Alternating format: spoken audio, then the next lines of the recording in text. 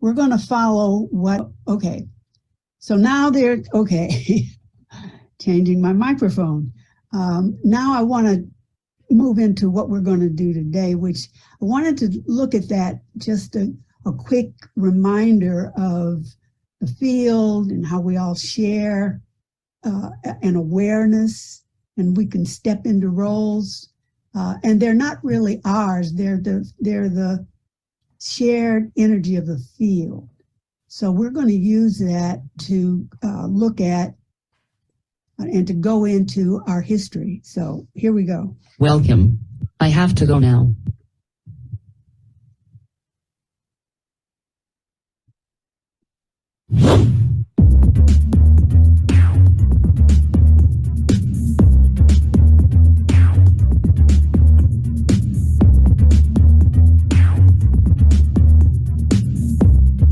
Hi, George.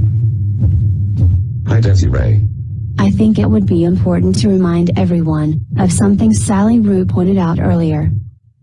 She said that one of the most important ghost roles that often comes up during discussions about world work topics and social issues is the ghost of history. Yes, that's right. People often speak about historical events or people as if they were only in the past. And this, of course, is true. But when they are spoken about, they are also ghost roles right here in the moment. Yes. And one way to understand this is that these ghost roles are seeking deeper resolutions that may have occurred before. I think I understand. Many of us want and hope to get beyond the past, especially if it was very painful. That's very important. But I think you are saying that if the past is not processed at some point, when people are ready, it can disrupt events and resolutions of today. Is that right? That's right. Because any group interactions, treaties, or negotiations between people or nations that are made today won't hold well if the earlier problems and experiences are not processed. That's right. All of that history is still in the background and can disturb whatever happens. So, when the timing is right and the group is ready, they can use their awareness to represent roles and events of the past and go deeper. Can you give me an example? Yes. For example, Ani often says, you can get rid of a dictator, but not the dictator role or energy. Right. So for example, you can have a revolution in a country, but if the dictator role is not processed and worked with, it will turn up in some other form. So, you mean if, today, that earlier leader or dictator is spoken about in a group, someone might step into that role and represent it? Yes. I might do it like this. I know what's right, and everyone has to follow me. Then there's the chance for others to use their awareness, and to step into other roles and interact. They can also switch roles, and bring in any other roles in the field. And as the process unfolds, potentially discover better ways to deal with, and use, that so-called dictator energy, in a more useful way. I guess we don't have time to show the whole process, but I get the idea, and I think others who are watching will too. That's great. Yes, I hope so.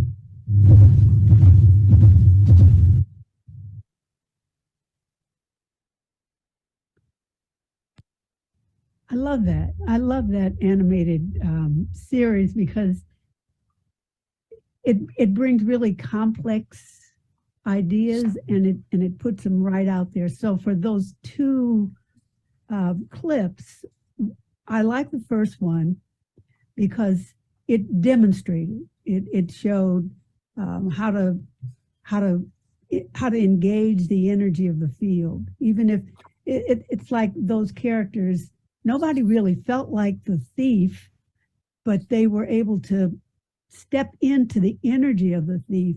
And even after they stepped into it, they were able to see that everybody wanted something else. They want something. They want to take something else.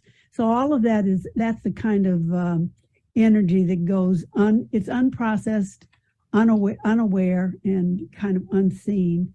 except that we play it out in ways, unseen ways. We play out those roles all the time. I'm going to drink some water.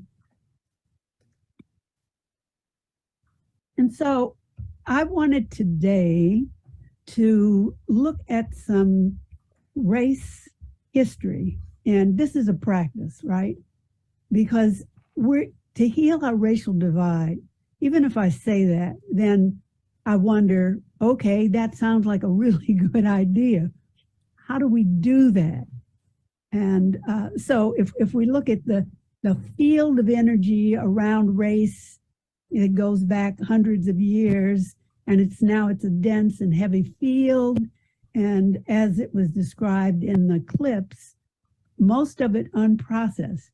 So that energy is still there and it's being picked up in different ways.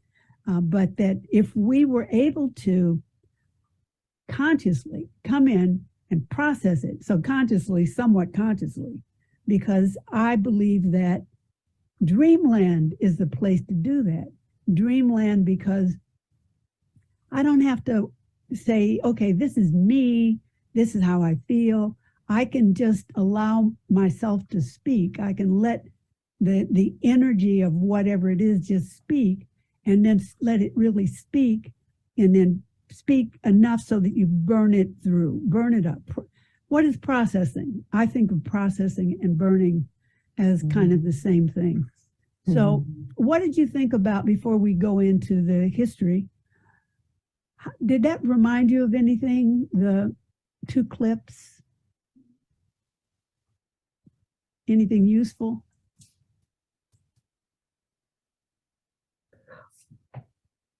Are you talking about like the two clips, like about the process work, or Yeah, use it. Yeah. Oh, okay. Did it remind you of anything in process work that we could use right now to process anything? It just reminds you of what a good tool it is. Yeah, and what you were saying, that we kind of have, that there's fluidity between the roles, that, we can be all the roles. I think it was good that there's like an essence to every role. There's something to integrate there once you process it. And for me, what it said was, reason I brought it, and what I'm thinking is that we don't have to say, this is me, this is I agree or I disagree. We can just process the energy of it and see. We don't even have to know where it's going. We don't have to have a full picture. We can just start processing the energy of it. So Donna, what are you thinking over there? I'm thinking about how in my study group back home, there's only 4 of us in it. We've been doing it for about 4 years. And we've been stuck for the last since we started doing a little bit on racism, there's been a stuckness. And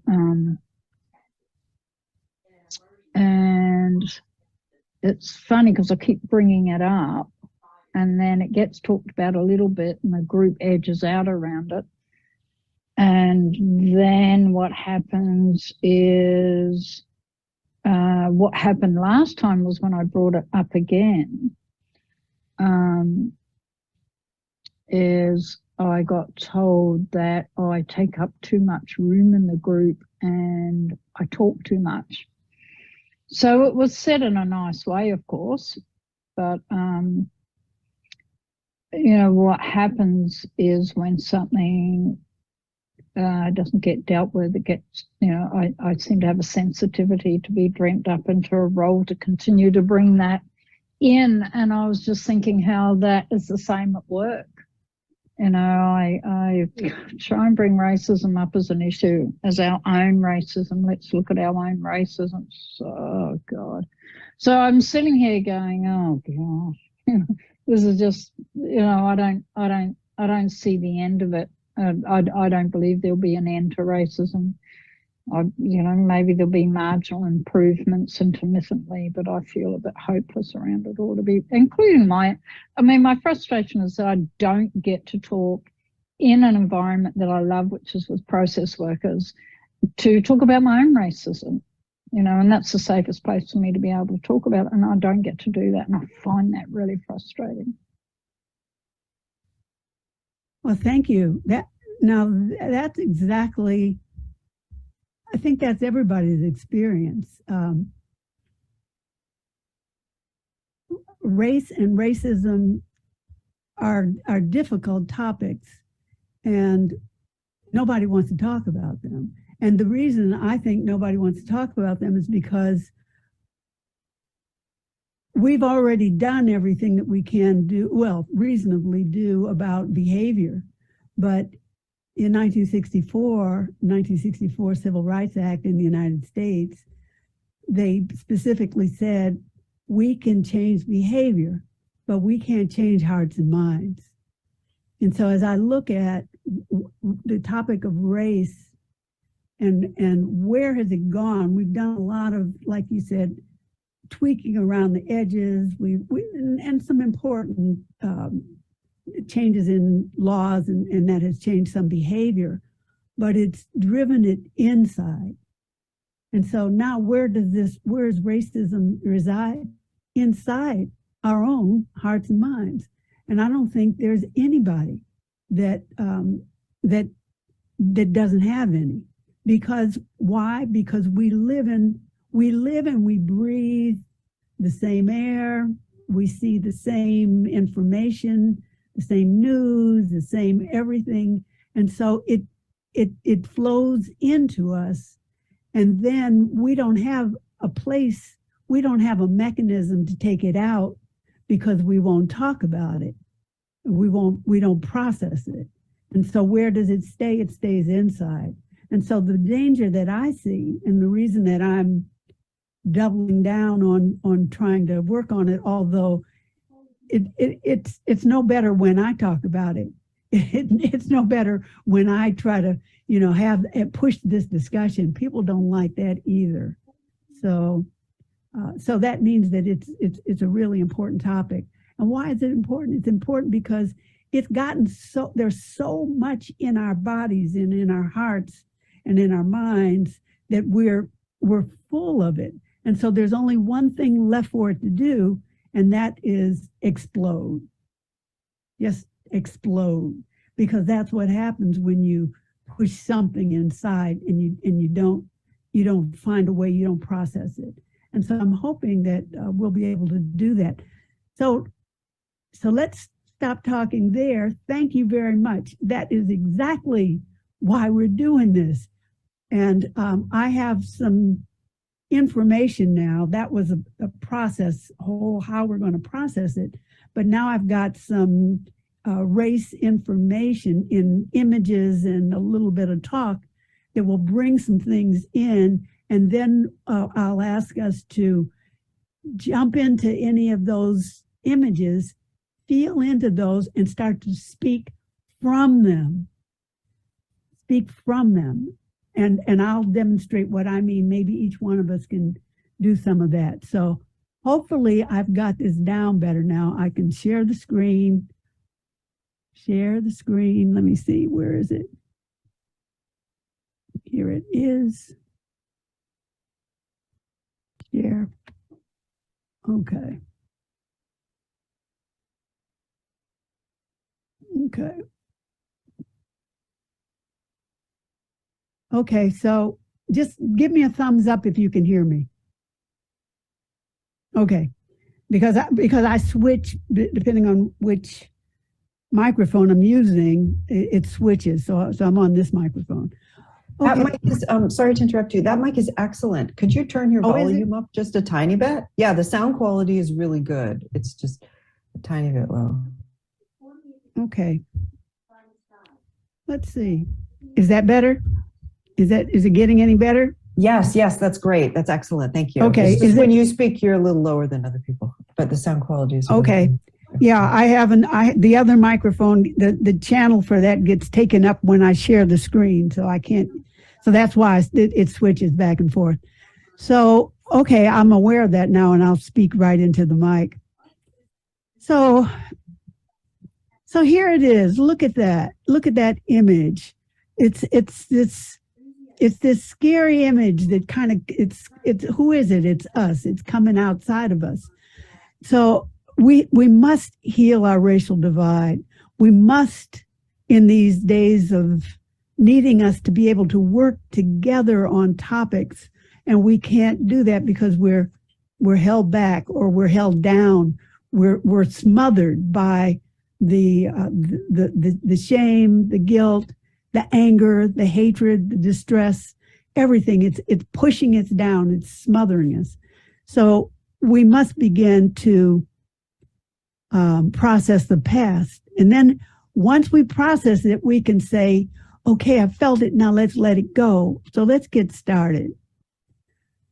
So this all starts, as I look at it, it doesn't just start here, but one big deciding factor was the 15th century, around 1493 to 14, and for about 10 years, there were a series of papal decrees that came out from the Vatican that that said that it established a spiritual, political, and legal method for colonization and for seizure of lands that were inhabited by anybody else other than Christians. So this papal decree, these papal sets of decrees applied in Africa, Asia, Australia, New Zealand, and the Americas. And basically they said, if you come to a land mass and there are no Christians there, without Christian forms of government, then you can act and you can take those lands as though they were uninhabited. And you can know by our whole history of colonization, that's exactly what we did. And here it is. Columbus started it. Well, he imposed the doctrine of discovery that granted the European settlers sovereignty over the Americas. And here they are. And right along with that, kind of at the same time, Europeans were seeing other people that the whole idea of whiteness started to, how can you tell a person? And so the idea of whiteness started to take shape and form. And it said that there was inherently a God-given superiority, betterness, and how can you tell it? By the skin of people. The white people are inherently better in every way than everybody else. So these two things, the doctrine of discovery and the invention of whiteness. And then in the United States, there was a whole slavery. And slavery, they took the doctrine of discovery. They were already doing slavery all around. And then the doctrine of discovery just allowed them to go in kind of, feeling better about themselves and take from, they took from Africa, started taking from Europe in indentured servants, but pretty soon with the invention of whiteness, that turned into looking at Black people for doing the work in this new land that they had discovered. So along with the work required control, some control over the enslaved people sometimes would run away. And so there started to be these slave patrols looking for runaway enslaved. So that system of slave patrols that started in slavery, it evolved. And so even after the Civil War and after slavery was over, it just moved right into the modern day police department because the interesting thing in the United States, some other countries have done things differently. Germany, for example, after World War II, they actually processed their history, and they made some changes. They drew a line in the sand and said, this was bad, and now we're never going to do that again. Well, we didn't do that in the United States. And so that's part of the reason why our history is so thick, and it's so unprocessed. And so one of the things we didn't change, the slave patrol just evolved into police departments with the same requirement. They wanted the police officers to control Black people and also immigrants or the poor. They wanted control over people. And at the same time, so you've got the doctrine of discovery, and you've got the invention of whiteness and the whole control mechanism. At the same time, there's forming this scientific racism. And the scientific racism, they were finding specific things and ways to show this suit. Now it's been tossed out, but at that time, these scientific proofs of the superiority, you measure the cranium. There were other ways. There were diseases. They said that there was a disease that afflicted Black people that caused them to be real antsy and to run away. So that was a disease, they said, that was afflicting Black people. So that was scientific racism, justification for enslavement. And along with the scientific racism, the invention of whiteness, the doctrine of discovery, the control mechanisms, also in the law in the Supreme Court in 1857, and this is important because it's like scientific racism was important. It was the science. It was taught in medical school. And here we've got the Supreme Court and the justice of the Supreme Court who said that these Black people are an inferior order and unfit to associate with the white race. And that this is his most famous quote: "The Black man has no rights which the white man is bound to respect." He said that the Black is sold and treated as an article of merchandise and traffic wherever a profit can be made. And he said this opinion was fixed and universal in the civilized portion of the white race. So you've got a lot of factors. You've got, the pronouncement of whiteness, white is right and superior. You've got scientific racism. And then you've got the laws of the land that say that the Black man has no rights. And then at the same time, so all of these things are kind of squashed into the same time. At the same time, in the United States, there's this Western movement west, expansion westward, because as you can see in this image, in this famous portrait, in the front, you've got Native people. They're being moved out, and the wagon trains are coming in.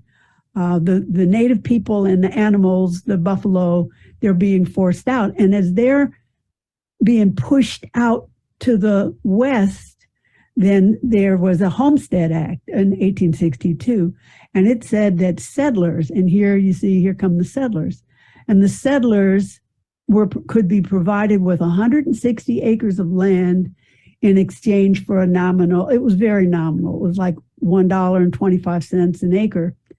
But you had to build a house and you had to live in it for 5 years. And that was all you had to do. So this is when the land opened up because the Native people were forced off the land. So a lot of things happening in that 19th century. After slavery, the plantations still needed somebody to do the work. They still needed somebody to pick the cotton. You've got all this land, and you've got this crop, and that crop is building wealth in the United States. So there was a need after emancipation of slaves to have a workforce. And so they came up with, well, the 13th Amendment had a provision that said that you couldn't hold anybody in involuntary servitude except for the commission of a crime. So right after the Civil War, there were new black codes which had new laws that took kind of minor things, and a lot of things were like vagrancy. And if you recall, the people, the formerly enslaved, were free. They were, one day they're, as someone has said, one day you're, cutting potatoes. Next day you're still cutting potatoes, but now you're free. The difference is you have to pay rent now. You have to pay rent. And so they were freed with nothing. And so oftentimes, and there were few kinds of jobs that were available. They started to make clear the kinds of jobs that they wanted the formerly enslaved to do. And the easiest thing for them to do was put them in jail. And once they were put in jail, then they were able to be rented out to these plantations to do the work. And so that's what happened, and that's what worked. So since basically the 13th Amendment flaw, it created modern day convict labor. So in the 19th century, you put them in, you rounded up people, you put them in jail, you sent them out to the plantation to do the work.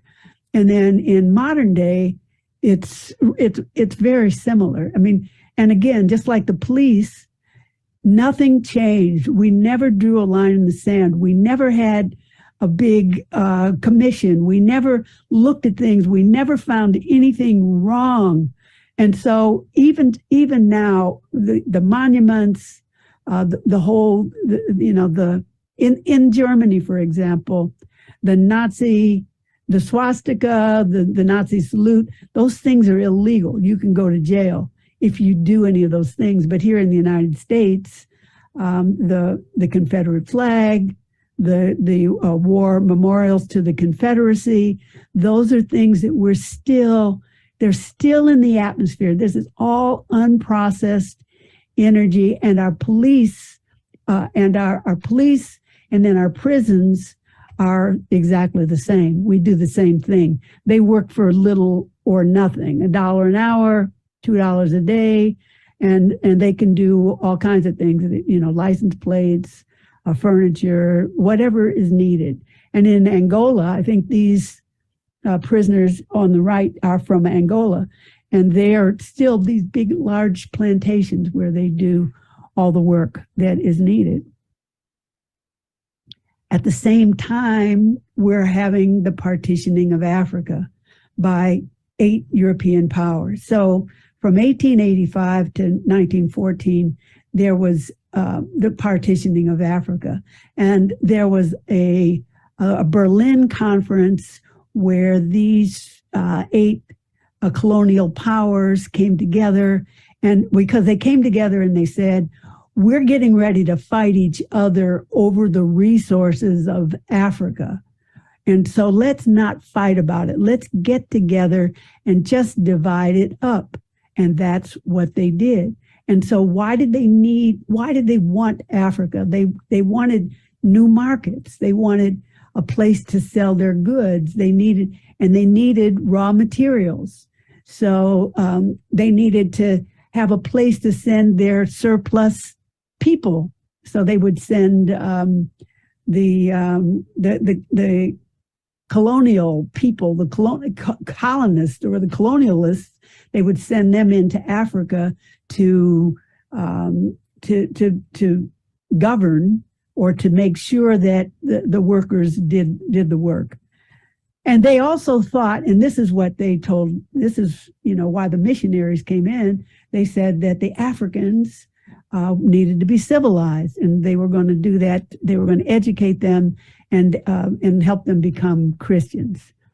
But also, the big part was that having colonies symbolized the greatness of a nation. And so as we're looking now at Great Britain and burying their queen of 70 years, Canada's queen too. So that's we're looking at now. It's a commonwealth, but at one time it was the British Empire, and they said that the sun never set on the British Empire because they were strong, because they colonized everybody. They colonized almost the whole world. And then in the United States, after slavery, and you could only do so much, putting people in jail and keeping them working on the plantation. So another way of control was terror, and one big racial terrorism. The Ku Klux Klan developed out of that, and then one big way of having racial terror was lynching. And why? So this is why we said we're lynching. We have to lynch people to protect white women's virtue from black men, because black men can't control their desire for white women. And so these were the reasons for anti-black violence.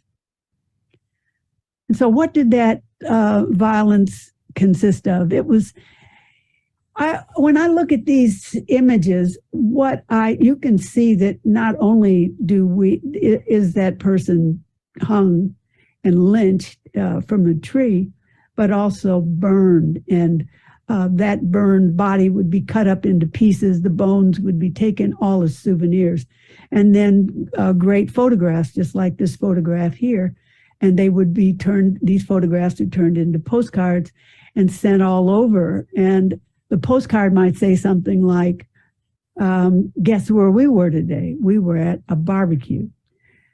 And what always strikes me at this picture and the one following, not just this picture, but these in general, it's just the look of happiness and glee of really being delighted with the white faces of most of them, not all of them, but you can imagine what that would be like to be in that crowd or to look at that sight.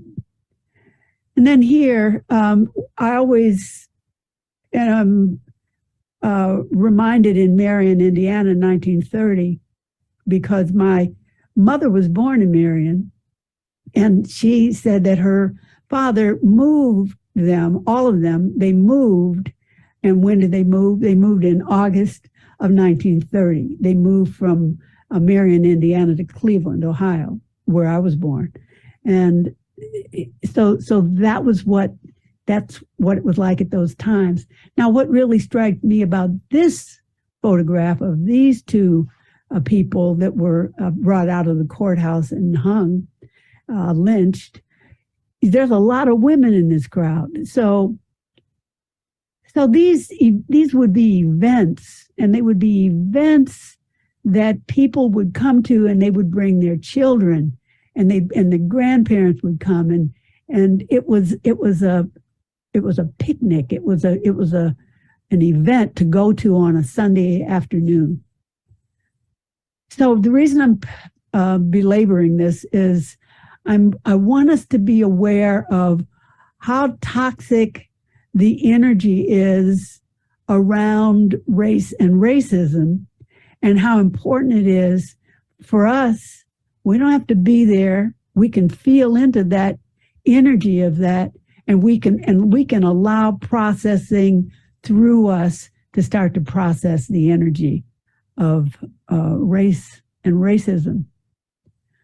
And another way, so we've got the lots of different things that are happening about this time, 19th century. You've got the beginning of it with the doctrine of discovery, the invention of whiteness, the scientific racism, the convict labor, and the lynching. But another big piece of, because the question for me is that we want to ask ourselves is, how did this get into how does this get into us so strongly? Why is it in our hearts and minds? And ultimately, what brought me to start to ask this question, why is it so strong, and how strong is it? It's looking at the unarmed Black people shot by the police. And so what I began to, I noticed, I could see this strongly, was that they all said, I was in fear for my life. I was afraid for my life. And so what that meant was that to be in fear for your life, all they had to do was see. If they got the sense, if they could see with their eyes that it was a Black person, it didn't necessarily just have to be a man. It could be a woman, but mostly it was men. But to see a Black man puts fear of their lives into the heart of a white police officer, maybe all police officers. So how does all this get in? Well, it's not just the science and the lynching and it's also the jokes and the mockery and the laughing. And so that comes in through this whole Jim Crow era. Birth of a Nation was born at this time in the 19th century. Birth of a Nation, I think 1914 or 15. And Birth of a Nation was the first talking, I think it was talking, but it was the first full, I think it was 3 hours of a movie. And it showed, it was a propaganda film about what happened after Black people were freed. And it was their idea of that. And I can just imagine, this is the first big movie, and it goes out over the big screen, and people see this, and just imagine this is the first time you've ever seen something like this, and what you see are images of Black people doing things that would make you afraid. So, and this also brings up, because we're talking about in England, and so another reason for creating this, the stereotypes, these caricatures, is that it created a cultural low. It created an other, and you could project your fears or your worst ideas out onto people, or an idea of people, and this allows you to laugh and cry and not have to just stay in your kind of stiff upper lip, if you're British, kind of way. You could let it all go by laughing at somebody else.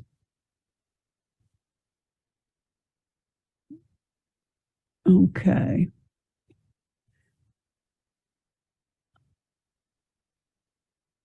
Oops, I know what happened. Don't want to go from the beginning, from the current. Oh, sorry, that's not what I wanted to do. I wanted to go. While you're finding it, could I say something? Yeah, go ahead. I just wanted to share how I felt, how much I felt. It's just very difficult. It's very difficult to see the pictures. Like, I'm curious. I wanted to see the faces. It's really hard to watch, though. Yeah, and I can't make these other ones. Yeah. Okay. Yeah. So,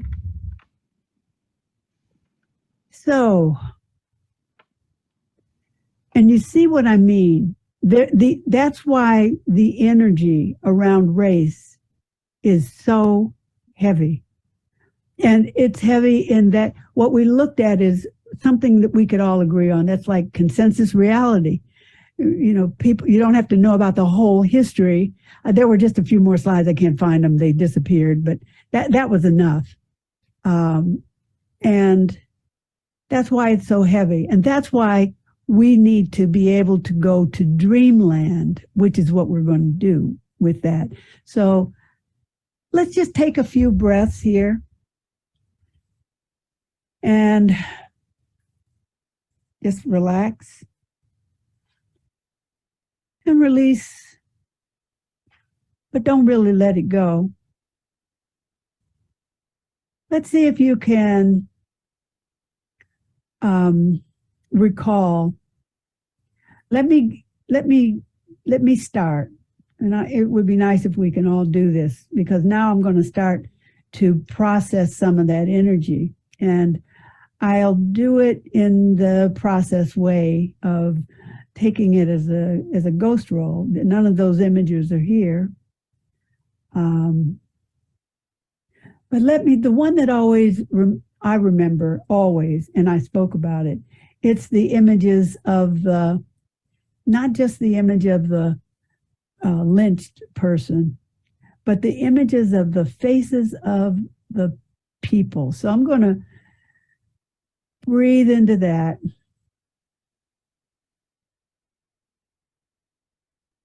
And I'm going to pick up the role of the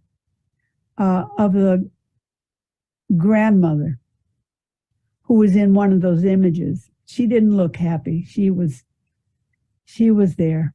So I'll work myself into that and process some of that energy. So I'm here. I'm in this. I'm in this. I walked to this event with I'm here. I just arrived here. I'm here.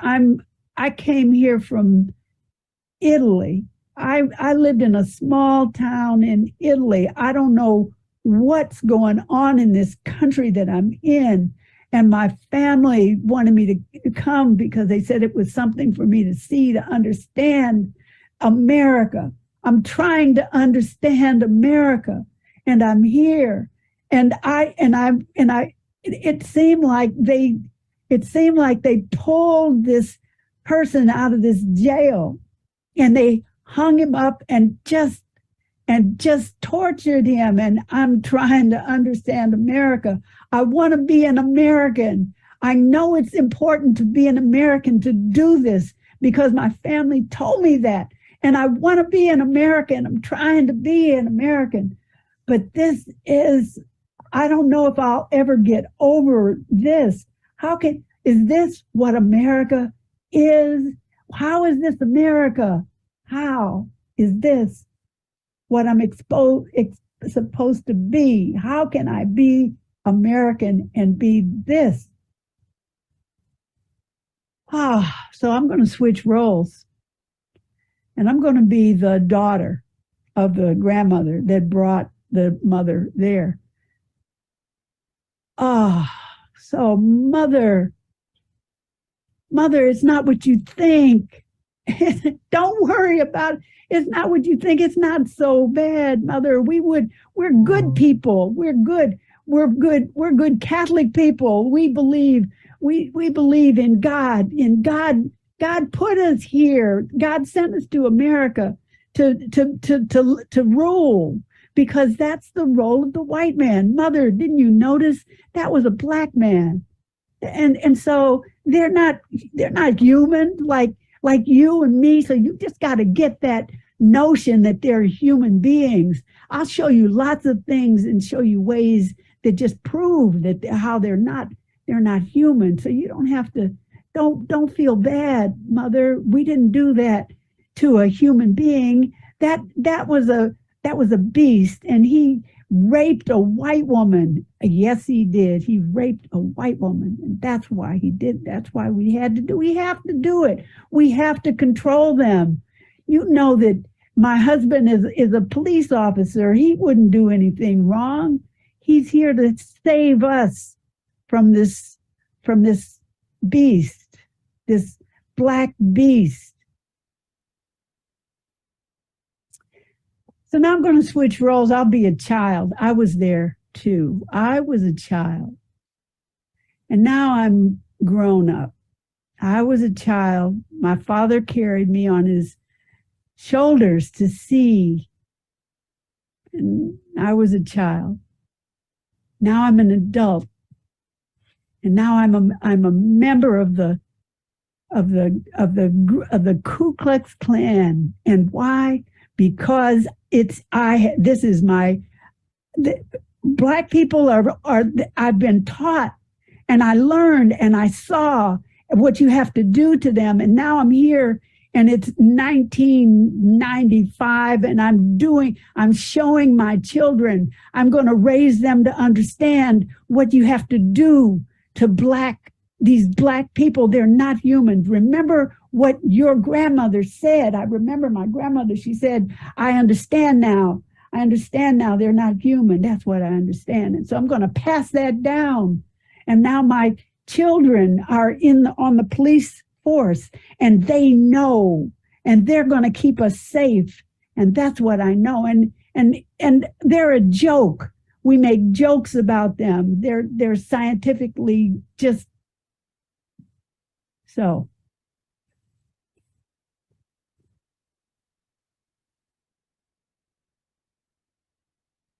Does anybody want to take another side of that or anything?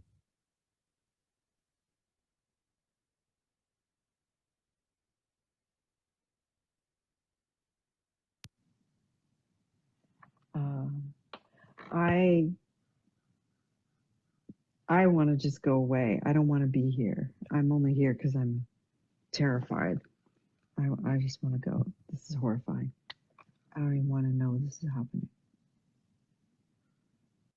And see, Donna, that's the reason why, because even a discussion about it, if we look at guilt and pain and shame, fear, and where does this fear come from? We pass it down generation after generation.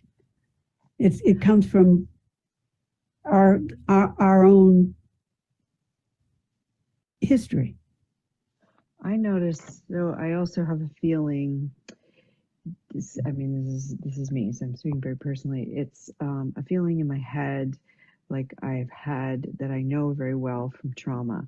It's like this lightness in my body, and my head is spinning, and it is too much. Like I am literally trying to associate. It's too much.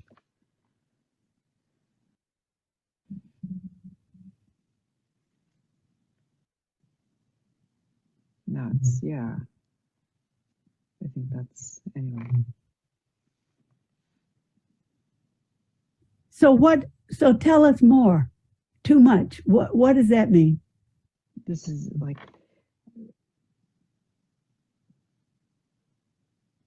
it's too much. How could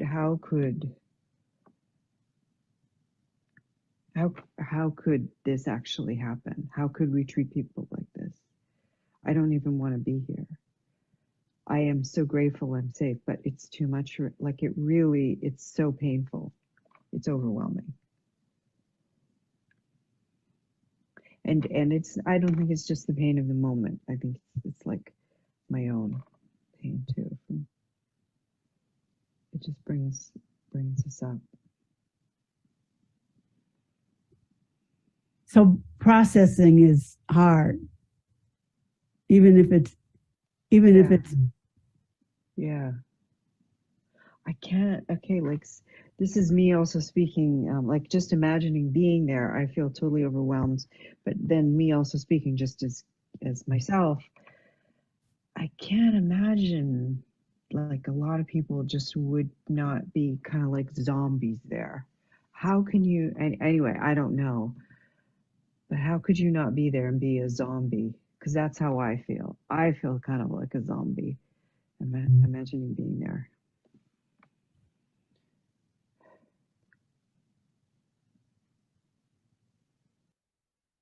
But maybe, I don't know. I'm sure there are a lot of other experiences. But well, imagine those folks are your family. I mean, thousands of people came. They would announce it in the newspaper, and thousands of people came. There are a lot of families, and so the question for us is, how do we process that? How much wood does it take to process? How do we process that? How do we heal that?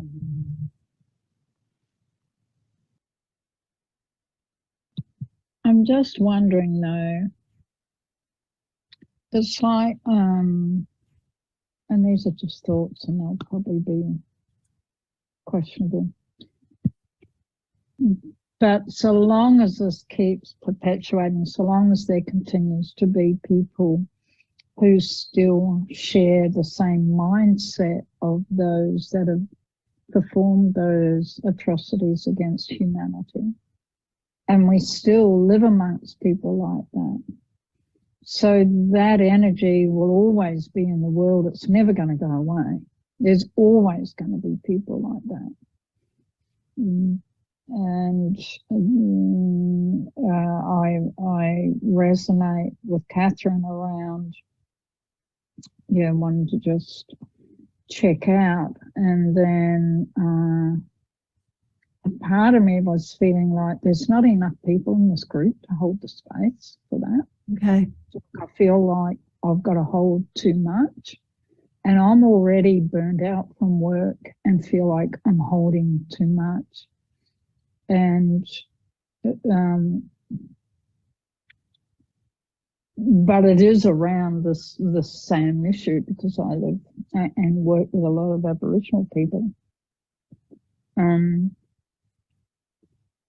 I don't know. I feel like there's the responsibility has fallen on some to process the unconscious or conscious, racism and cruelty and inhumanity, inhumane behaviour.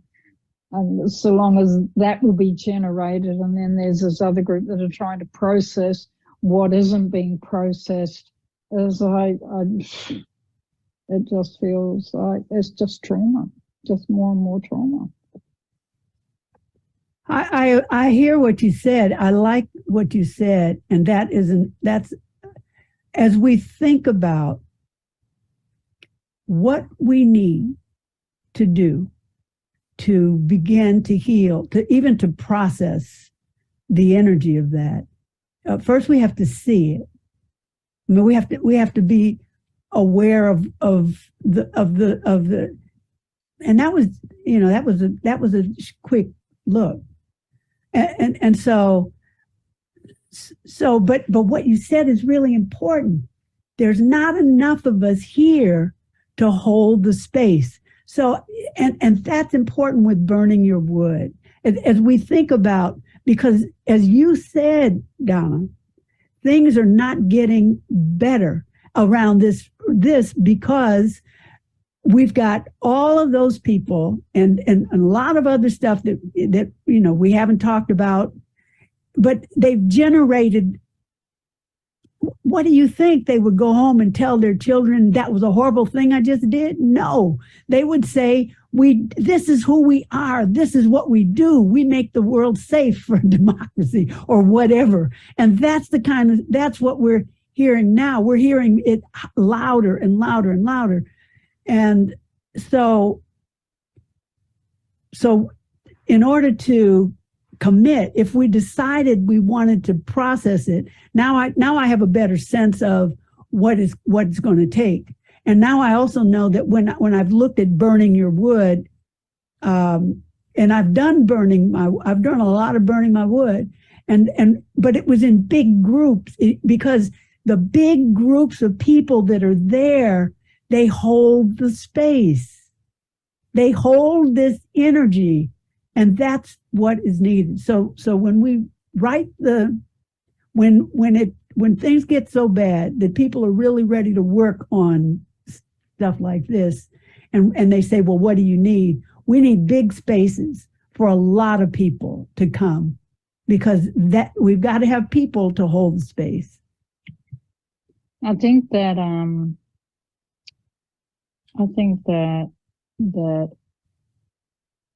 it, for me, and this is just a thought, that the amount of people I need to hold a space for healing, so, for whatever kinds of trauma, I can have a smaller group for that. But to be able to process evil which for me, that's what that is. Absolutely. Like I can't hold that level of evil and then I'm in a double bind because I'm like, well, hold on a minute. Here's a child or here's an adult or here's a man, a woman or whatever that held onto that all by themselves. And then I feel like, well, I should be able to hold it. I also have it's already been mentioned here, I also have a traumatic childhood and my own trauma to hold, and so I just the trauma and the evil that continues today. It's on the news. Have a look. Pockets everywhere, but I just I don't know how to do that. I don't know how to do that. We need a very big group to process evil. Well, we also have to be motivated. We have to decide that we want to do it.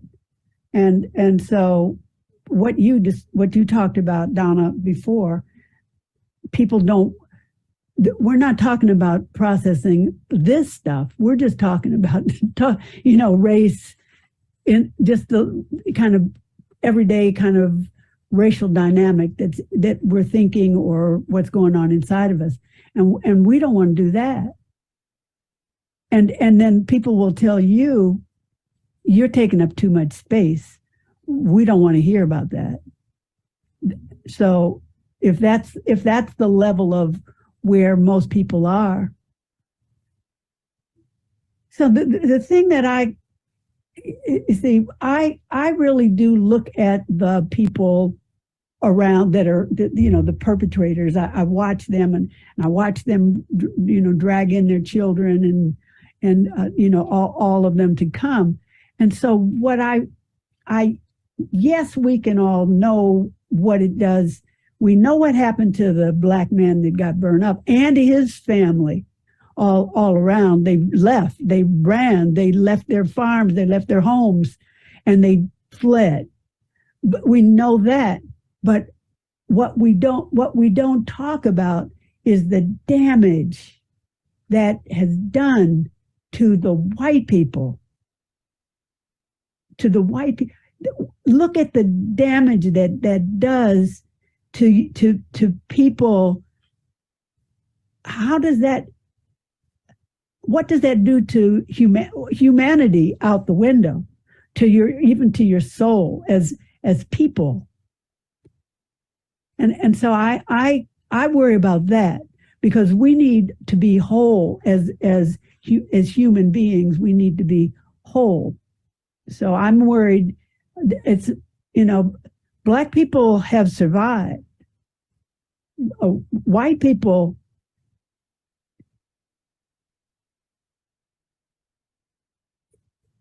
we need to worry about white people and what it means to have that as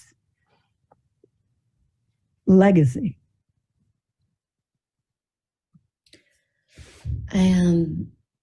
I just want to chime in here. I have two things. I hope I'm not taking us too far backwards, but I know we're kind of processing about processing, right? But so to contribute to that group process, I was raised in a very activist environment. My parents were revolutionaries, and I'm grateful for that, for the education that it gave me, for the compassion, for the love, for the value of justice that it gave me. But it was also a lot of being exposed to really horrible things really young. And so I noticed this role came up in me when we weren't going to go into it. That was like really strong, that you need to take it and you need to deal with it and you need to process this. And it's your job to be responsible and face this. So there's that role. which I think has good intentions, right? It's like, no, I want there to be less of this weight in the world. I want us to be able to sit with these hard truths and look at them so that it changes our hearts, I think is at the essence of it. Let us be changed by this. Let us transform by truth, by the power of seeing the truth of what we're capable of. Let it inspire us to make a different decision and to like live our whole lives differently. And then in the other group process, Diane, that you were suggesting about sort of picking up the role, it was interesting because when I was like, what would that actually be like to be there? What I felt was the opposite of what maybe some other folks were talking about, which is just this tremendous lightness. You know, like that's what all of that dehumanization, politically, scientifically, in the entertainment industry, socially, in all of the worldviews of the day, it was really making Black people so other, so not human, that you could do anything to them. And to me, that is that root of evil, is making something other, and then you feel good because you're superior, and you don't have to care about this other person at all because they're not human to you. It's the same way, you know, like you go to a luau. I'm going to say this thing, I don't know if it's triggering, but this is what came to me in the role, is like you go to a luau and they slaughter a pig and they roast it over a fire, and then everyone gets to have pulled pork sandwiches. It's just like, ooh, yay, we're here, we're partying together. We feel good about ourselves. And that, you know, you're not thinking about the pig. That's excellent. That's perfect. Because if you think of all the things that I showed, and that was just a brief look, everything was to dehumanize, to dehumanize. This is not a human being. This is not a human being. This is not a human being, until you can roast them and cut them up like a barbecue and send and hold them as souvenirs and take pictures and send them out to your family because you were at a barbecue. And that's how deep, that's what we've done. And so we have to all take, it has to be we. It's we. Because we breathe the same air, we drink the same water, we come from the same earth. It is we, and it's our collective responsibility to heal ourselves. And I think you're really right that the country of the United States, especially, and also worldwide, has never fully acknowledged that and looked at that the same way Germany did with the Jews. Right. There's never been that rehumanization process. Right. Has never happened fully. Right. And that's why, you know, the prison industrial complex, that's why so much of that stuff is still able to happen today. Thank you, Mariah. I really appreciate, especially because your background, my background too. I mean, you know, we're conditioned so that we can do this, or, you know, but you could see it and you could feel it and you could see the lightness. And that was just perfect of us so that we could process, and for Catherine, so that she can go ahead and process this and hang in there. It doesn't help me process this. That experience doesn't help me process. That's just another piece of it. But it doesn't help me process. Like I can tell you, like intellectually, when I was watching the stuff, like one of the things that's really clear is that racism fulfilled, in particular, like anti-Black racism fulfilled a belief that I can see was relieving. Like there's something that like in what process work would call dreamland, it created this reality that reflected what was something that was unconscious. But for me, with like just this feeling of, okay, so I'll just stay with that thought for a moment. That was the one thing I was thinking while Mariah was talking about how it's relieving, because of course it's relieving, because you have, like, there's this thing inside that says whatever it says. And so you're creating this reality that matches it, that makes you feel better. But me feeling like this is too much, this is not right, that doesn't relieve it. That's just like another feeling. I'm like, how the fuck could you feel that way? Like, seriously, what is wrong? I don't think there's one experience. I don't think there's one experience. I think it's a really, it is, yeah, it's like, this is evil. This is like the depths of evil. There are so many experiences that are in this that are painful and maybe for some people joyous. Yeah.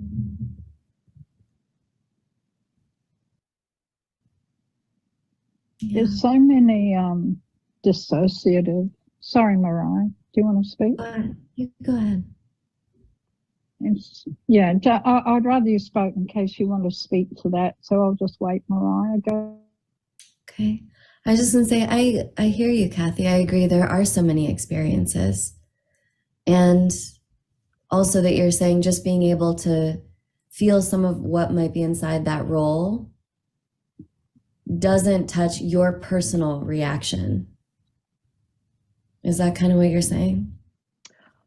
I'm not big on the role thing, so I don't really jump into roles. So I gotta admit that that's one part that I've never totally. It's the more I've done in terms of training and group work, the less I'm into roles. I'm into, like, I like the idea of imagining we're there, and I can imagine I'm there, and I can imagine different perspectives. But some of it is always my perspective. Like, it's always me. It's always me. So Right. That's what I'm going to say in terms of roles. So other people can speak up from roles more easily. They like that. It's a method that works for other people. Yeah, but you're saying it hasn't worked as well for you. It just It's not really it doesn't for you. resonate with Or me. doesn't Like, I could touch it. feel the feelings. I can imagine being there. I can imagine when Diane, you were talking, I can imagine being a little kid hiding behind your skirts, going, what the fuck? Trying to figure out how this makes sense in the world and really being confused, just kind of confused. But you can see that then you help to be conditioned by your loved ones around you. Totally. I totally get, of course. Yeah. I think there is like a deep fucking wound that creates this. It's sick. Yeah. Like, it's deeply sick. And I think that's part of what I personally react to, because it brings up my own trauma, because it's fucking traumatic. How you can be there, how you could do that, how you can go through life and this is normal, that's fucked up.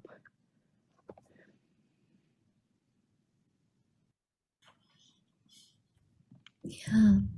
So it's, It's interesting. The other role I was feeling into, my grandparents were Jewish refugees, actually, from Eastern Europe to the United States, which I think always sort of informs my experience of whiteness. But like, what I think too is so many of the people who came to the United States were refugees, fleeing poverty, fleeing religious persecution, fleeing something. And I do think that's part of it, right? Like the sickness, the unprocessed trauma, the need to be superior, the desire to be superior. That was the other role I was feeling into, like how great that we're here now and that we're on top. Anyway, I know we're getting back to the roles, but I just wanted to chime in because I felt that role. Totally. It is, it's a sickness. So you're saying, Donna, the unprocessed trauma is the sickness, or you, Diane, that's the sickness we're all carrying. I think that the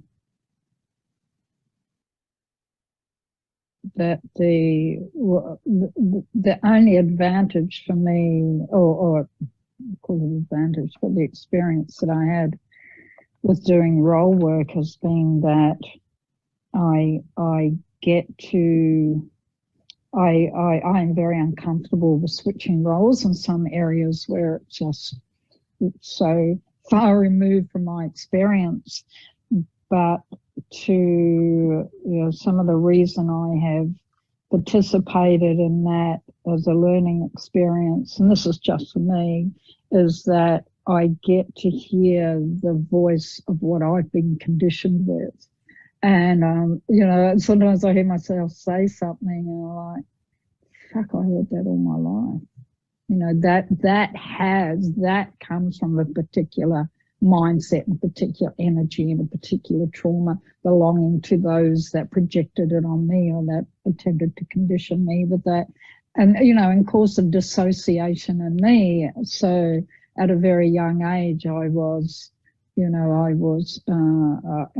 completely and utterly numbed myself, or whatever happened to it, to those parts of myself, so that I could operate out of a system that was more of a consensus reality accepted behavior, and to completely disavow those aspects of myself. And I'm being asked to do it, and it's so painful. It's so painful, and there's a level of, and to some degree, when you talk about, I did to my children, I probably did not do it with any kind of conscious awareness as your parents did, Mariah, but I think I parented with in some kind of emotional psychosis, and I tried to do all this social voice and, social responsibility. But in some way, I actually perpetuated some disembodiment of my children, because I subjected them to things that they had to shut away parts of themselves to be able to. And this is being socially responsible, but that's it. It took something from them. And I hear that in them today. And so in doing all of this and including the work that I do in my job, it's like, I think what I keep hearing is we, us. There needs to be a we and an us, because I cannot bring myself forward from what takes my breath away, still in trauma. And I can't find words for it. I can find feelings, I can find speechlessness, and I need to have more around me, because I feel quite impotent in my actions, not in my feeling sense, but there's got to be a we with this, and I don't know how to generate a we. Even when I've got process workers in my study group who won't do it. Can you say more about the we? Like, who is the we? What is the we? Well, the collective we, the we of us who come together, and those who are, who can find the words for the feelings, those who can process, with some wisdom and care, all that we need to do. I mean, Diane's been talking about, we've all been talking about the horror, I can't, it's like I work in a place where there's a lot of very generationally damaged addicts, trauma, grandma's dealing drugs, she's Aboriginal, she's dealing drugs to her grandchildren, and I want to have something to say about this, but I don't have enough of other like-minded people to come around and say, I had an Aboriginal grandmother come into me and she wanted me to write her a letter for court. And I said, what is it for? Oh, for selling drugs. I said, are you a drug addict? No. Why are you selling drugs? Make a little bit of money. Who are you selling drugs to? And I got angry with her. And I said, I've got an Aboriginal daughter and you're selling drugs to Aboriginals, and you're Aboriginal and you're a grandmother, and I'm not talking to you as an Aboriginal, I'm talking to you as a grandmother who is selling drugs to innocent people so that you can make a bit of money because you won't go out and get a job. It's unacceptable. people attacked me when I took that to supervision for talking to an Aboriginal like that. And I said I was talking to a grandmother selling drugs to her grandchildren. It's unacceptable. I won't tolerate it, and I won't work with people that are going to do it. I'm not going to perpetuate this. There is also, how can I separate that from the fact that there is an Aboriginal woman in front of me? And I got caught, and I had no one else. There was no we to take that to.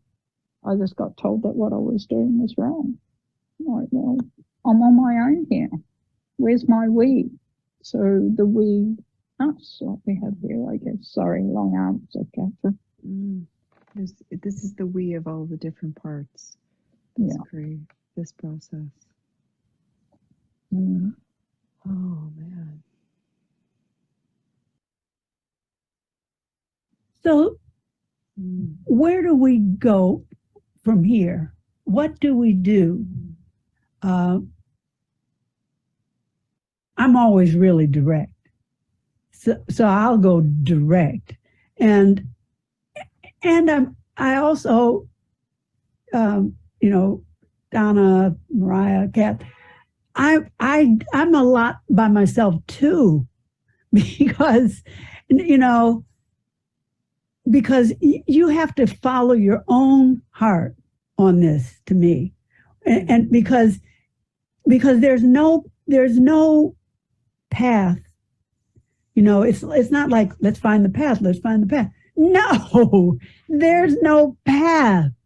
We have to just move and then see and then move and then see where you go from there. Where do you go from there?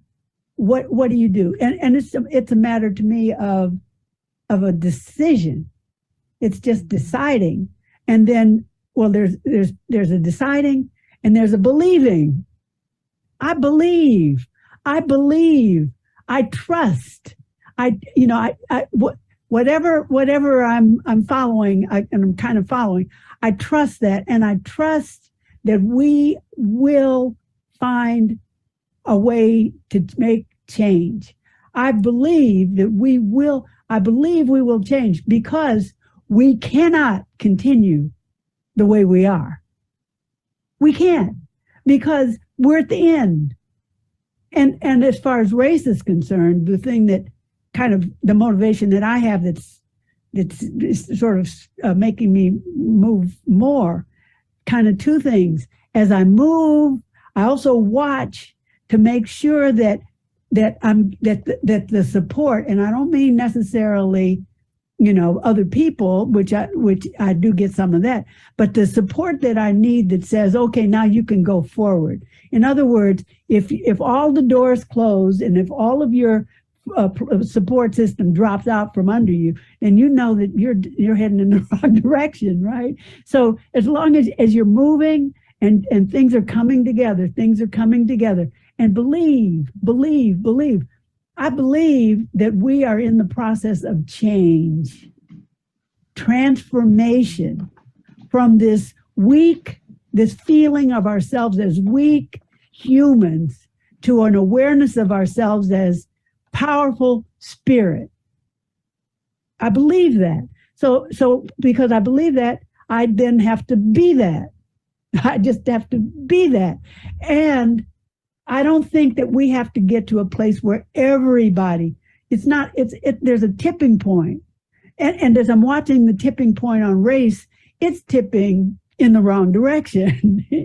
It's tipping in the wrong direction. So now as I look out in the world, or just at the white people that I know, most of them don't want to talk about race either, or do anything, or have that come up at all.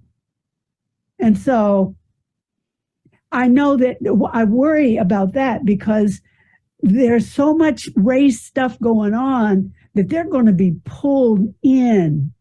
You're going to be pulled to one side or the other. And if you're just going the easiest route, easy, it's going to be easier to go to the white supremacy that's making a stand.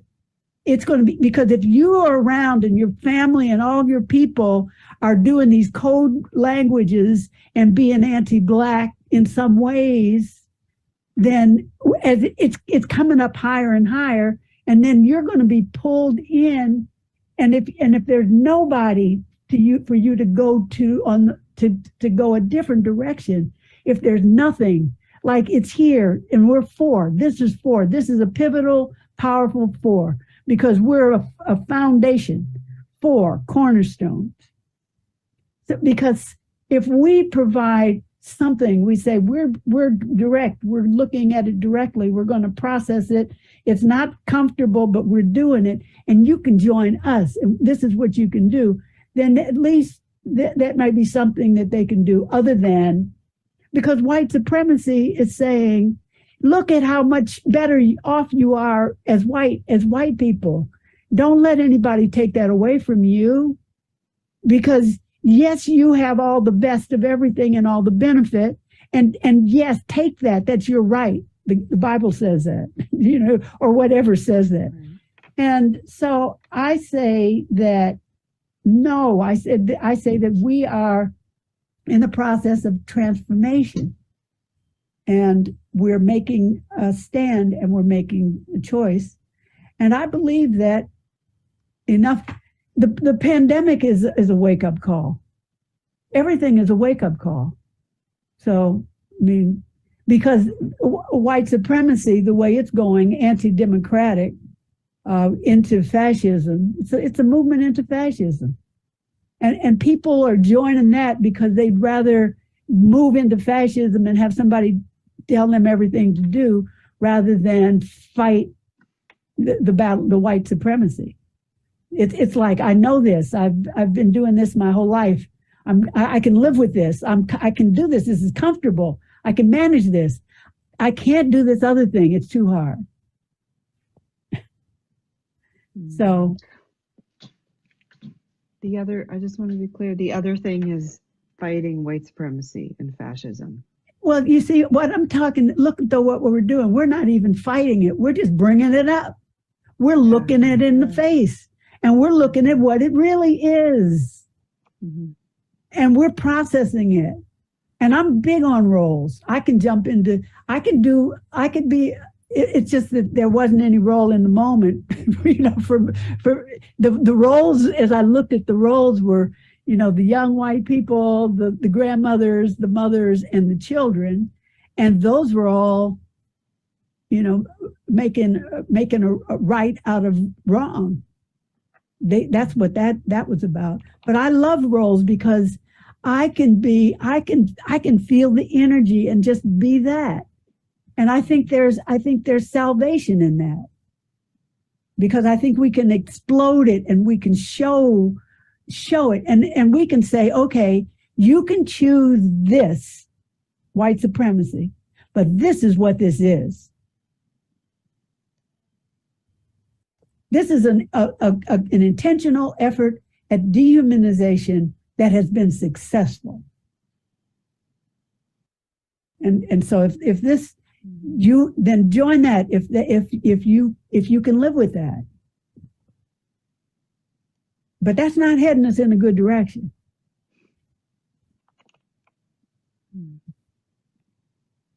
I don't think any of us here could live with that, or we wouldn't be here.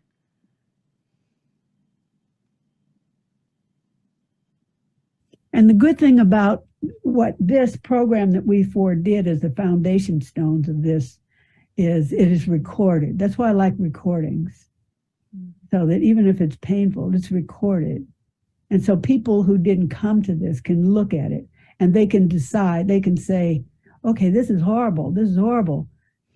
But I want to commit. I want to be in that crowd that's needed to burn, to process. I want to do that. It's uncomfortable, but I'm going to do it, because I don't want to be the ones that think of it as going to a barbecue. That was really good. I can just thank you, Mariah, for that. That was perfect. How you can feel the lightness. You're at a luau, you roast a pig, you all cut it up. It's the same. Because that's what it's been. It's dehumanized all the way down to an animal that you know, you need to burn them up, and then you can cut them up and make it into memorabilia. I think that there's potentially there is amongst white mainstream is that there is an acceptable level of racism, and I think that and then there's guilt and shame for having racism, and I think that I want all people of color should have homes and yada yada yada. But I have areas where I am inflexible around, having a person of color in my family, or whatever it is, whatever their personal limitations are. But comparatively, as a point of reference, am I going to go to, this human sacrifice and all this horrible, cruel, evil stuff? No, I would never do that. But I have an acceptable amount of racism, and so it's I think it's a way to continue to stay the same. And also, I think too, some of with my study group is that there is a lot of shame around having. I'm a process worker, or I'm quite developed, or I work with Aboriginal people, or I work in this field, therefore I can't have these kind of feelings, and I'm not going to air them because they're quite private, and I don't want you to have judgment about me, and I don't want to get pinned to that way of believing, and that, or being pinned to a role. But there's so many outs. And it's, anyway, I don't know. I just wanted to say that.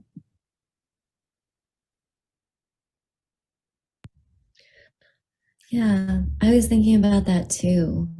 I think it was either Kathy Barnett or Jennifer Kleski who introduced me to this idea.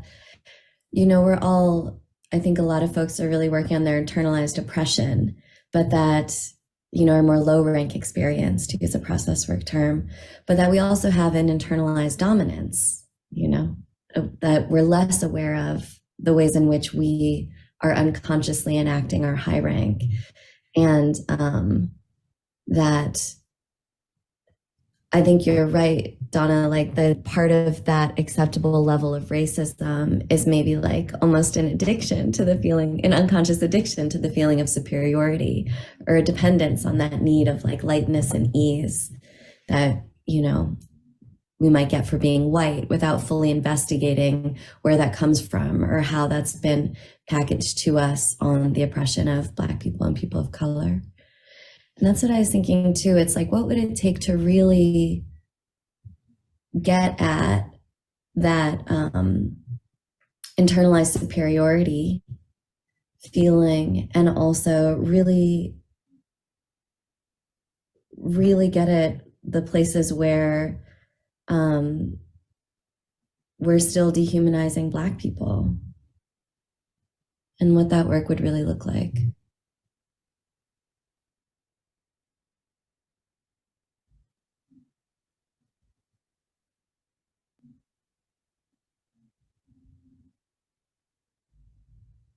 Sometimes I get really caught up because I think, it's like those graphic photographs that we saw, that photograph that we saw. It's like, fuck, enough. I've got more trauma than I need that I can fucking cope with at the moment. And so there's a part of me that wants to go, and I guess this is a role also.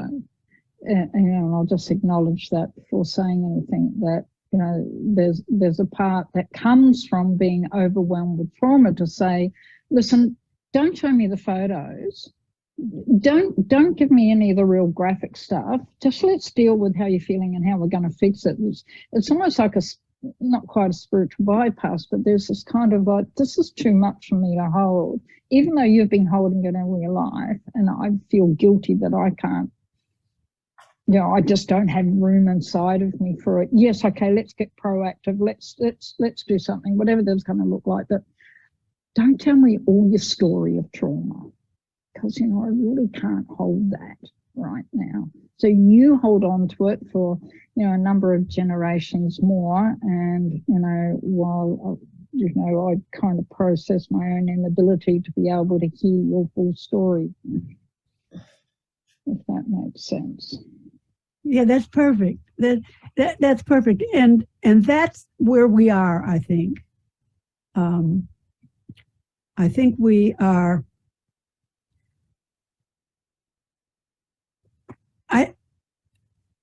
It's like climate change, pandemic, fires everywhere. It's going to take a lot more before we. You see, it's like somebody told me a lot. I have to feel it. I have to feel it. I don't feel that, and I don't want to feel that. And if it's not happening to me and my small family here, then that's too bad. I'm not, and I don't want anything to change either. I don't want to give up nothing. I want to give up anything. I want to keep the status quo. And so to me, because I told you, I believe, and so I believe that we are called on to change, and that if we say, I will not change if I don't feel the pain, then that is what we're calling for ourselves. Because the reason I think, there are just a lot of reasons, but I think I don't think that we're just these small little human beings. I think we are. We're here, we're creators. We're here to create, and we're here, and our consciousness is elevating. We're becoming more aware of that. And we're, but we're all living here on this planet. And what Arnie said at the last meeting was that we've got 100 years, and humankind will be extinct, and not just humankind, life on Earth. So, and that's because of it's not just happens. It's because of this is the path we're on. This is the life we've chosen. So what we say to the universe is, I must feel pain. Because I am too comfortable, my life, whatever it is, does not want to see one more thing. I'm already receiving enough pain, and I don't care. And so I'm just going to keep doing what I do. But I think that we're asking for more. The pandemic came out of nowhere. Climate change is we're pretending like that's not happening. So that's the only answer I can give. That this is illuminating. I love it though, because we're being so honest. Because to me, that's the answer is we have to, it's not just that we have to decide what we're going to do. We can't just decide because we don't know what happened. We don't know our history because we don't want to look at it. And so we must see it, and we've got to process it. That's why I like that animated part that said, we're stuck in this, nothing's going to work because we have not processed our history. And what does it mean to process our history? We've got these tools.